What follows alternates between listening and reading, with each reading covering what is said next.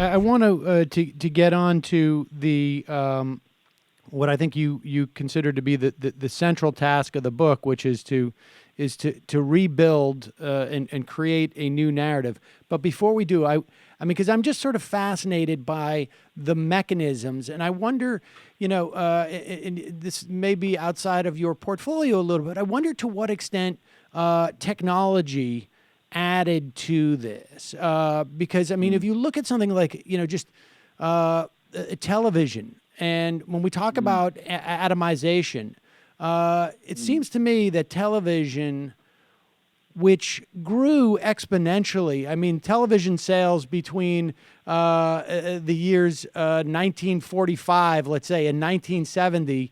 I can't even do the math on how many times it increased. And you've got a one-way communicating device, which and by the time we're talking the 70s, you probably had multiple televisions in a house, at least in this country. A one-way communicating device that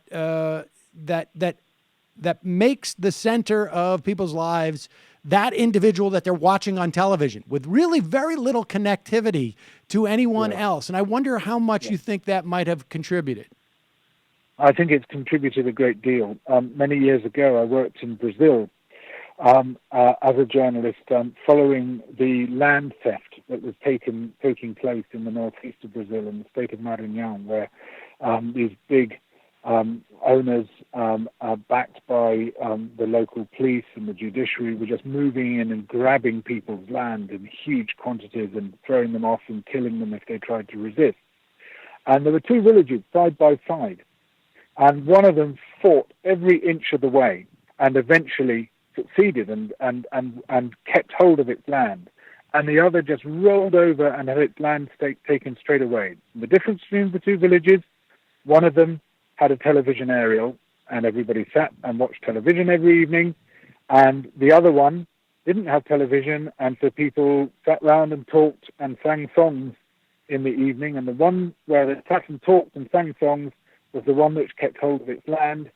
The one where they watched television was the one that lost its land. It is a massively disempowering and alienating and atomizing medium which rips community apart.